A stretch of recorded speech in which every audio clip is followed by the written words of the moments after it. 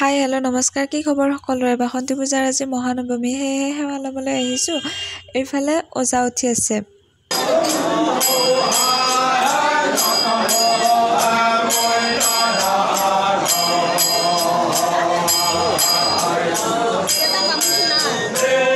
এতিয়া আকৌ মন্দিৰৰ ভিতৰত আহিছোঁ সেৱা ল'বলৈ। এয়া মন্দিৰৰ ভিতৰ ভাগ।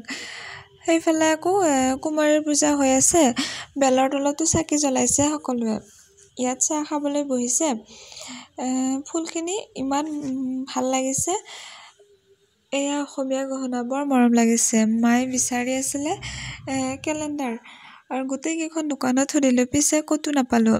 এইখনতো নাই বুলিয়েই ভাবিছিলোঁ, পিছে ওপৰত আলাই থৈছে, দেখাই পোৱা নাছিলোঁ। বহুত কিবা কিবি ভাল লগা বস্তু ওলাইছে। এতিয়া নললোঁ, পিছত ল'ম বুলি আহিলোঁ। এইফালে জুমকা কেইযোৰ ইমান ভাল লাগিছে, পিছে নললোঁ এযোৰো। ফটো দোকানত আহিছোঁ, মাক বোলে শিৱৰ ফটো লাগে, পিছে নাই শিৱৰ ফটো, বেলেগ ফটোবিলাকহে আছে।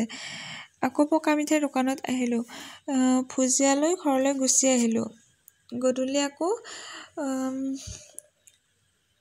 গুচি গ'লোঁ। এয়া গধূলিৰ পৰিৱেশ, বহুত মানুহ হয়, বহুত ভাল লাগে। এতিয়া দেৱীক প্ৰদৰ্শন হৈ আছে।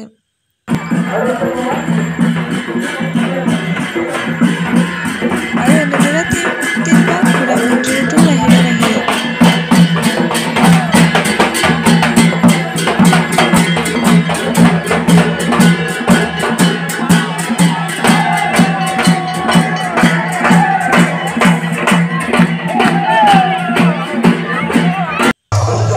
এয়া আকৌ ফাংচন হৈ আছে, সৰু ল'ৰা ছোৱালীবিলাকে নাচ কৰি আছে।